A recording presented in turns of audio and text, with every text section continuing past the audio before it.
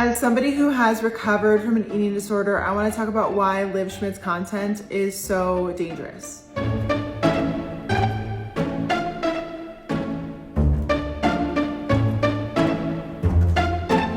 This behavior is so unhealthy and it is so harmful. In the world of plus-size acceptance and mukbangs, it's quite countercultural to promote a lifestyle of eating healthy and staying slim. But did one influencer go too far in promoting weight loss tips? Let's get into it. Hey everyone, welcome back to Underreported Stories, where I cover the news that CNN, MSNBC, and Fox News fail to report on or don't report on enough. And today I want to take you through the story of THINfluencer Liv Schmidt getting banned from TikTok. Yes, THINfluencer is what she's being called for making a page all about being thin. Well, I guess we'll just eat less food. If you're like me and you've never really heard of Liv Schmidt, let me catch you up. She's a popular TikToker with over 700,000 followers, and she gained popularity for sharing her habits, gym routines, and weight loss tips for staying super skinny. She's called her content skinny lifestyle advice, and she would also showcase her food and meals as well. Let's go through my healthy grocery haul of the week that helps me stay on track and look the aesthetic I want to look. Life's too short to not feel your best and look your best and look the aesthetic that you want to. So let's get into it. All this helps me, stay in shape, feel good, look good. For a while now, girls on the internet, especially girls who have recovered from eating disorders, who my heart is with you, but these girls have been complaining about Liv Schmidt's content. Many women said that the portions of Liv's food that she shares on social media were just too small, and that she was sharing pro-anorexia tips on an app where there are obviously a ton of impressionable young girls. The general sentiment that I got from scrolling through TikTok, looking for people who complain about Liv Schmidt, is that people believe she's focused too much on the importance of being thin as opposed to the importance of being healthy. Which, sure, I think that the reason we should want to be thin is to showcase that our bodies are operating in a healthy state. Because most people who eat healthy, people who work out and are consistently moving their bodies, they will be thinner than people who don't do that. That shouldn't be controversial to say. And that fat fuck is walking around telling everybody that I'm nuts. But in modern America, health is not considered what I myself would consider health to be anymore. In my eyes, health is your body functioning optimally and without inflammation. And in nearly every single case, a well-functioning body without inflammation is not synonymous with being obese or overweight. It might not be stick thin or Liv Schmidt thin, but it's still thin. One of the more controversial moments of Liv Schmidt's TikTok career was when she would say things like, "Stop rewarding yourself with food, you're not a dog."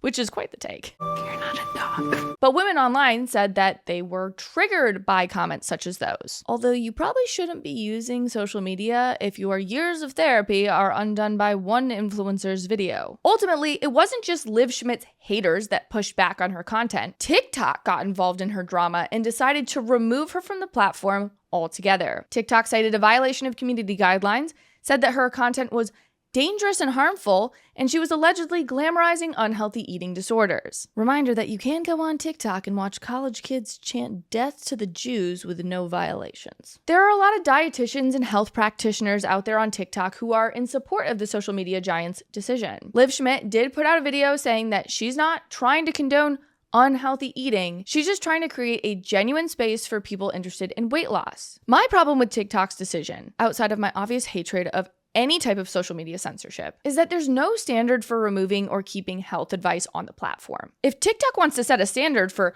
which medical practitioners can share information, or the standard that unhealthy content isn't allowed, then set the standard and then be explicit about it. Because the current standard is that promoting an alleged unhealthy lifestyle that results in being skinny is dangerous and harmful to young women. But promoting an unhealthy lifestyle of shoving your face with McDonald's and mukbangs that result in diabetes and lifelong chronic illnesses, that's totally fine. It's not. Either we're dinging people for promoting all unhealthy lifestyles, aka being too obese or too skinny, or we're not. And I'm not even saying that I agree with this. I'm just saying if you're going to have a standard, please set the standard, then stick to it. Also, I don't think the dietitians on the internet should get to decide whose voice is worth hearing and whose isn't. If we're being super honest, Liv Schmidt's content would be completely unnecessary if our healthcare system and media companies weren't in bed with pharmaceutical companies and food companies that profit off Americans being fat and sick. If our medical industry was focused on telling people that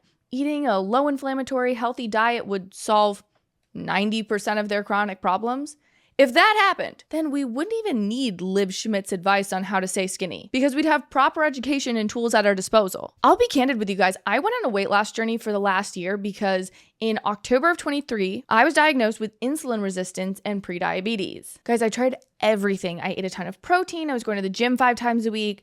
I quit drinking for a while, and I was at this for 9 months and didn't see the scale budge. And more importantly, I didn't feel better at all after my hard work. And then in June of this year, I did a crazy thing. I stopped eating as much. I committed to intermittent fasting for 14 hours. I ate fewer calories. I walked 10,000 steps. And I lifted heavy weights for 2 to 3 times a week, depending on how well I slept. And boom, in 34 days, I lost 20 pounds. I went back to do blood tests this summer, and all my signs of prediabetes and insulin resistance were gone. And apparently that advice, which is my experience, and never did I starve myself or feel horrible. I actually feel so much better. But that advice would get me banned from TikTok. It's a repressive regime that we have here on social media, trying to keep you fat, lazy, and brain fogged. I swear. But you let me know your thoughts respectfully in the comments. If you're a real one and made it to the end of the show, would you drop the runner or any fitness emoji in the comments so I know you made it to the end? Thanks so much for watching. If you liked what you heard, please be sure to give this video a thumbs up and leave a comment about how beautiful, stunning, and funny I am.